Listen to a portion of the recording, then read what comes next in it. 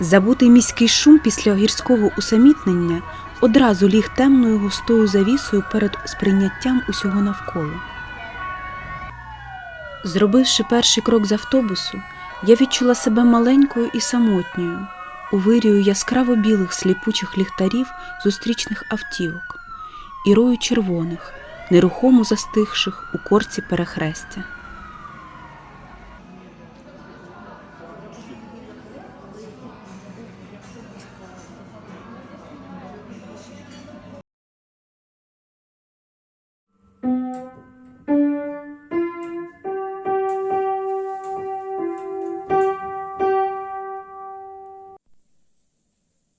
Зазвичай в експедиції ми обираємо для ночівлі квартири або готелі у центрі, але на цей раз гостюємо у друзів на мотозаводі.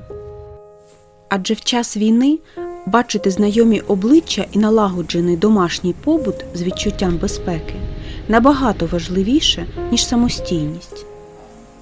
Та й хто краще за тубільців може розказати про життя на районі і міста в цілому?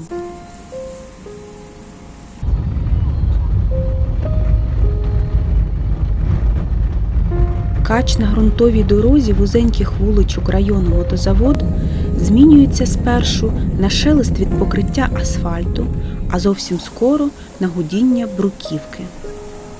Міста, у яких частина дорожнього покриття лишається кам'яним, мають перевагу перед рештою. Бруківка впливає і на моє життя. Вона робить його повільнішим, концентрує на моменті руху.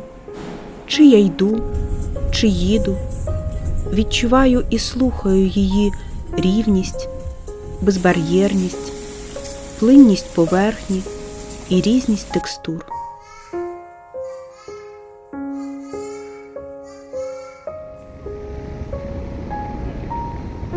Рух юрби, спів генераторів і гамір перехожих, перекрикуючих їх.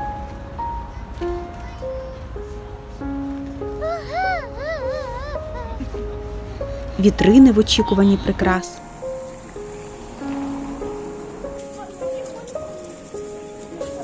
Темні будівлі без світла і галасливі кав'ярні перших поверхів.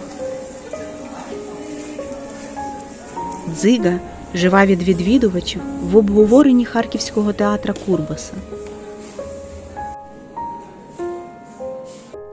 На противагу вдумливій я-галереї, її скрупульозному ставленню до краси і важливості сучасного мистецтва.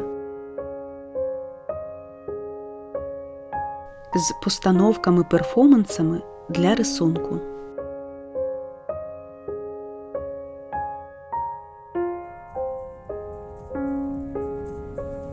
Теплий і сонячний, Львів вів нас через архітектурні стилі часів української сецесії і модерну, ампіру і готики. Можемо піти сюди. Ми губились у натовпі проспекту Свободи, а коли він перейшов у вулицю Чорновола, став насичений об'єктами з ближчих 80-х і 90-х, які в свою чергу привели нас до сучасного форуму з рекреаційними зонами, трендовим озелененням і багатотекстурним благоустроєм. У поворотах між будинками було приховане життя, немов заніміле чи уповільнене, закинуте й безлюдне. Так що не вийдеш?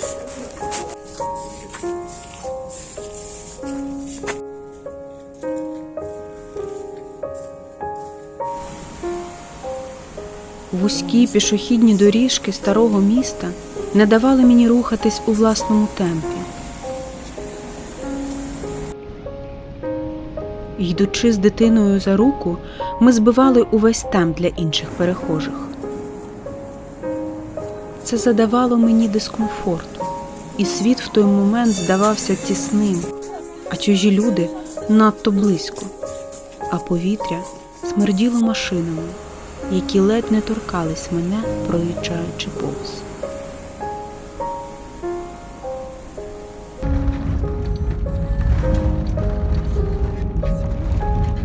Ми задавали питання щодо значення Різдва для нас цього року і шукали відповіді всюди.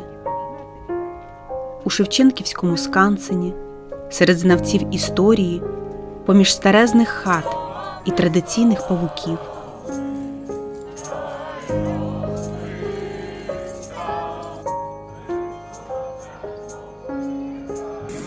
У прикрасах на вулицях і вертепах у вікнах. У львіварні, де зберігають традиційні секрети, як варити різдвяне, що смакує смириковими хащами. Бачились із батьками, поховали бабусю, яка померла напередодні свят. Це морг. Цим немовби висвітив нам, тим, хто на землі, важливість плетіння ланцюжка родинного знання від коркуватого коріння до найдрібнішої галузки. Ми зустрічались з друзями на святвечір і їли святкові пампухи з трояндовим джемом. Бачили найгарнішу святкову ялинку з протитанковим їжаком замість зірки.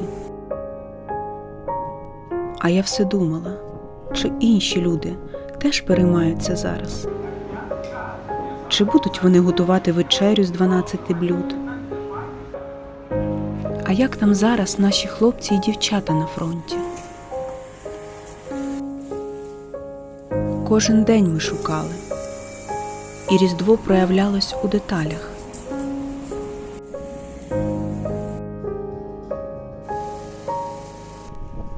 Але настрою від того не додавалось.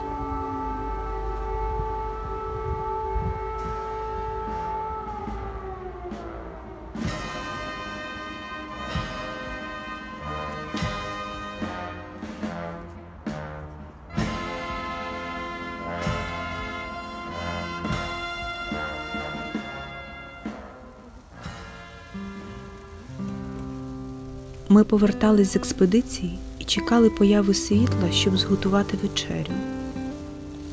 Інколи, так і не дочекавшись, лягали спати. І тільки довгі тіні від вуличного ліхтаря, з'явившись посередині ночі темного кварталу, говорили: «Світло є, постав на зарядку телефон». Ніхто не зробить за тебе Різдво, і ніхто не забере його у тебе.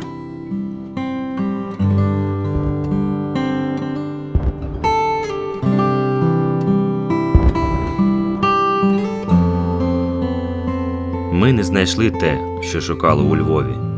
Можливо, і самі не знали, чого потребуємо. Але справивши Різдво у селі, відчули святковість.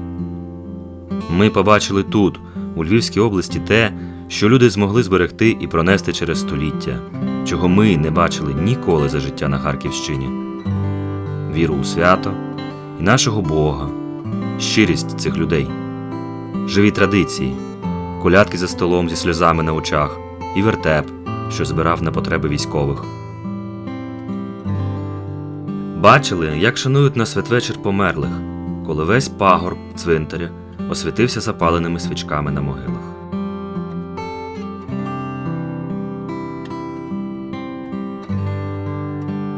Ми належимо до транзитного покоління, яке переходить від постсовєтського до якогось нового. Можливо, в Євросоюзі, НАТО чи поза блоком, ми не знаємо. Але відчуваємо, що вороття вже не буде. Зараз рвуться дуже старі узли. І ми з вами зав'язуємо нові.